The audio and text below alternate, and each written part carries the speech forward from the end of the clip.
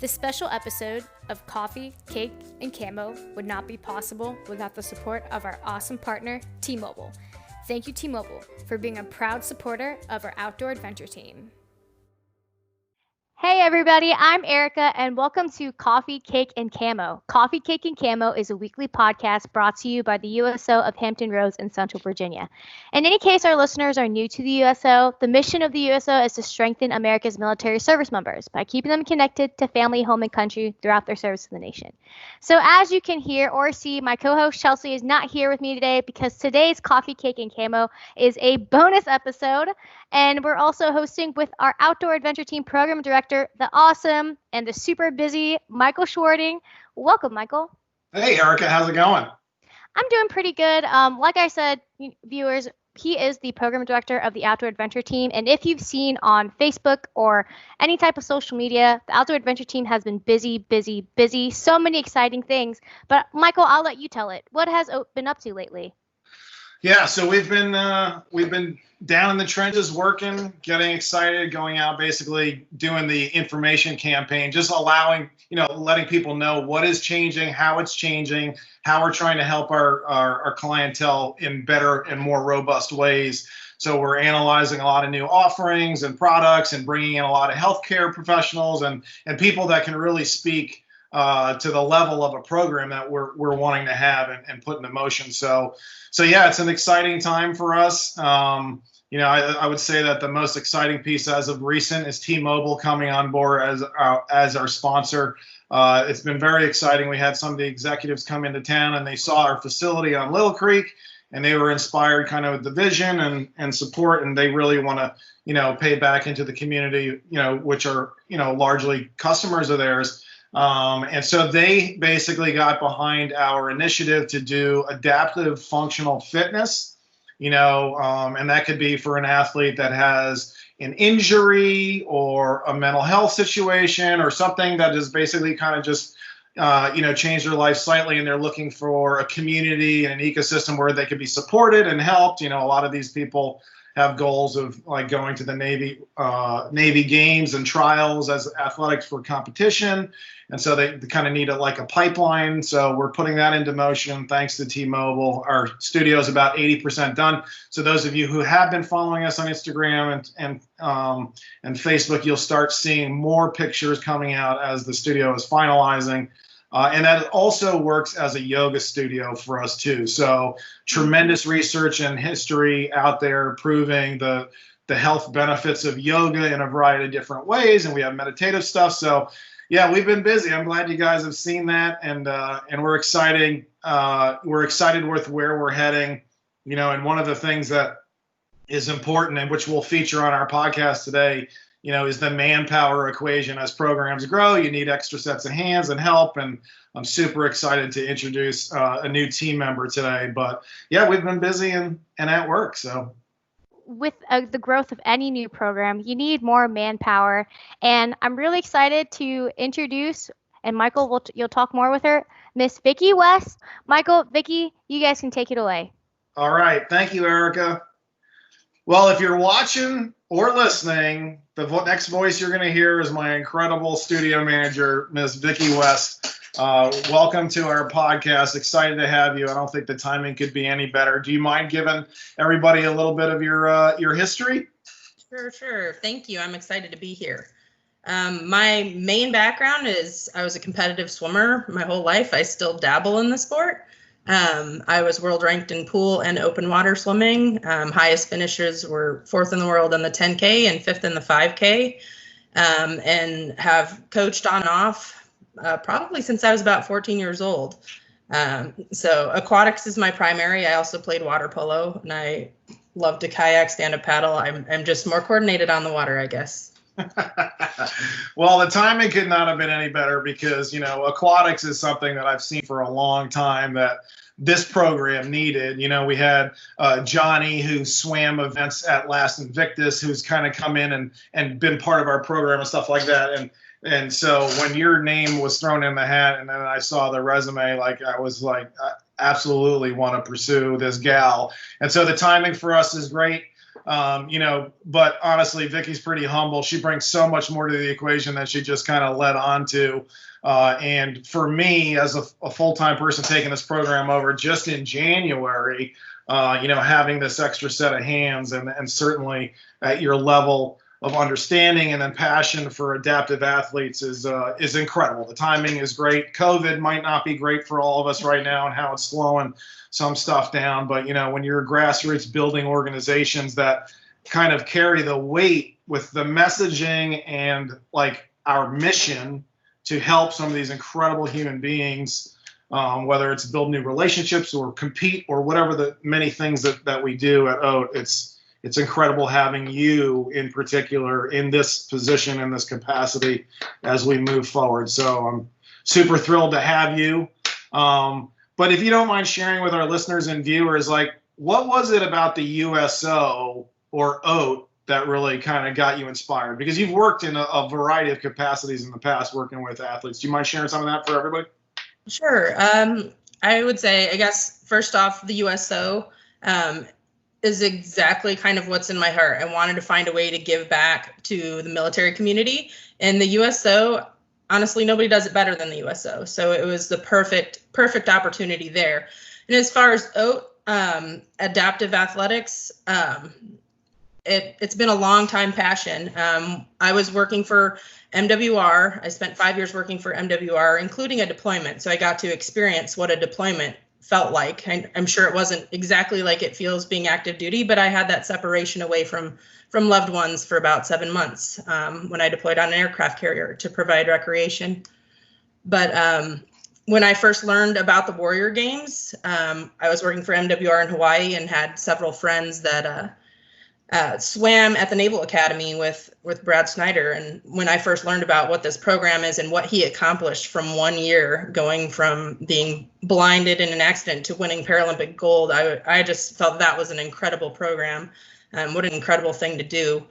And that kind of made me research more about opportunities and that type of thing. And in doing so, I discovered that I had a childhood teammate that was in Hawaii on the Army Warrior Trials team. Reached out via email, and it had been 20 years since we'd seen each other, but we picked up right where we left off. He told me about how he was paralyzed in an accident on a deployment, tank accident, and he was training and excited and how much it helped him to get back in the water. He said getting back in the water was one of the best, most healing things for him, especially after being in a hospital bed for close to a year. And he said he was happy to be able to surf again. He said it wasn't the waves he used to surf, but even just being on a little roller brought him so much joy and ways with which to reconnect with his family. So the mission of OAT and the USO are just near and dear to my heart. That's awesome. Yeah, and I agree with you completely. There's not a better brand to be behind when it comes to this type of work, and it's encouraging seeing so many just different levels of the USO excited about our program and where it's heading, and possibly duplicating it over time. So the brand is right. It's neat having good sponsors come on. At a personal level, I love just pitching this program over and over again. And I think that over the course of time is really going to give us the funding that we need. Because if you don't know and you're listening in, training it's not an inexpensive category, right? And it's whether it's the equipment, that T-Mobile has graciously, helped us to get and to attain so we could really help some of these guys and gals at a much higher level and a more quality program. That's exciting too, but it takes manpower. It takes definitely the people have to be right. You're definitely one of them. Joey's another one. Most of you guys know Joey Bag of Donuts, who's been with us for about 3 years. He's got a full-time job, but he's always showing up excited and happy to help and loves cycling and does a lot of work and touches base with a lot of the people that we interact with. So let's talk about this new role that you have. Studio manager is the official title. What are some of the things that the studio manager, so people can understand kind of your capacity and what you'll be doing for us at OAT? Sure. I'll help by working with coaches and participants, organizing training sessions with our various activities. But another major goal is to expand our offerings, working on adding stand-up paddle, kayak, a lot of opportunities out there. And there's probably things I haven't even thought of. So if anybody out there's listening and there's a sport or an activity that they would love for us to offer, reach out. I am all for trying to make anything and everything happen. That's awesome. Yeah. So, okay. So interacting with our instructors, kind of calendaring things. Again, you're touching on programmatic. So let's talk a little bit about the programmatic stuff. So let me kind of frame this out for our listeners too. Prior to the COVID kind of shutting things down, we had our funnel pretty full. So some of the things that are basically set up and we're ready to go with, and we're only being restricted by some of the parameters that you're being restricted in different ways on too, are adventure racing. That's a very exciting piece, and it's cool because, one of the big focuses for OAT is we're trying to integrate the family. We're trying to get the family to be excited about being together again. A lot of these families have dealt with multiple deployments. A lot of kids are looking at mom and dad and they seem a little bit different, or they're behaving a little bit different. And so one of our kind of missional pieces that we're trying to do is get people together to have fun and cohese as a family unit. So adventure racing is a great one. We happen to have an unbelievably talented, he was actually our volunteer of the year last year, Brent Russell, who's on board, and he is a professional adventure racer and does all kinds of crazy things. So we have some adventure races scheduled for the fall, but Vicky mentioned like stand-up paddle boarding. We also have geocaching coming online. We have sailing coming online. Our running program is expanding. What other things have we been like milling about and talking about? Triathlon, archery. We're hoping to get sitting volleyball up and running soon. Oh. I would say limitations are only, what we limit our thoughts to. Right. Absolutely. So lots of cool initiatives, and we're excited. Like she said, if there's something in particular that you'd like to have or see, we're definitely open to getting that feedback too. So real quick, if you need to email us or want to email us, it's Vicky. Victoria at usohrcv.org, or it's Michael at usohrcv.org. And we're glad to meet and chat with you and discuss any of the stuff that's upcoming. Really, it is a springboard moment, and that's why it was important to bring someone of Victoria's caliber on board to add to our program, because right now, just for example, on our app, we have about 70 people, right? And we've got about 40 dedicated cyclists. We've got probably another 20 that do running, whether it's in triathlon or just running events or just they like jogging, to a variety of these openings. So once the restrictions from COVID are lifted, we're really talking about serving, hundreds of people throughout the month. So we're trying to get all the infrastructure into place, and Vicky is a vital cog in that wheel. So let's talk about, you said you brought up adaptive athletes. You brought up that you've done it in the past, that you're passionate about working with them, that you're excited about doing that here with OAT. Adaptive athletes they're kind of an interesting group, right? Like we have to kind of look at them in a very specific way, right? Because a lot of times, at least this is my experience with it, a lot of times until that relationship is really honed and trustworthy back and forth, a lot of times you don't get the entire picture, right? And so you have people that are, whether it's a visible wound or an invisible wound, or it's someone who's just kind of down in the dumps, a lot of times we can help benefit them, but it takes us for a while to get up on step on the relational side to really have those open lines of communication. So you and I recently, we invested at OAT in the ATA program. And I know you're just finishing that, and ATA stands for Adaptive Training Academy. Can you talk just briefly on the importance of that program and what your take has been on the training so far, and how you think we can, utilize that with our athletes moving forward? Sure. I think the training's been great. As a swimmer and swim coach, swimmers do a lot of functional fitness training to help supplement swimming. A lot of stuff I had to think about on the fly, how to adapt to my athletes, but this has been a great kind of structured, no nonsense programming about how to help them, and it provided more opportunities to help accommodate athletes that I hadn't even thought of, and some of it was kind of invented by Adaptive Training Academy, some equipment I didn't know existed. So I think it's been very great, very enlightening for me. Yeah, and so she was just touching on the equipment. We just ended up outfitting, the studio with a bunch of adaptive equipment. So there's actually, like, a lot of people might not know this, there's actually a jump rope that's for someone that only has use of one arm or one limb right now. There's different grab mechanisms, there's different strapping mechanisms, and it was an incredible course. So we just got the certification, and that's going to obviously help benefit our customer base. And it's interesting because a lot of times, like, there's an inclusive concern, right? For an athlete, let's say there's an athlete who is wheelchair bound, right? Spends most of their day in a wheelchair and do most of their activities from that. A lot of times they want to come into open sessions and workouts and stuff like that. And there's a concern because there's certain things that they either cannot do or are so challenging for them. And what I thought was amazing with my background, so I have a background in CrossFit and I have a CrossFit Level 1 certification. I've been doing functional fitness a long time.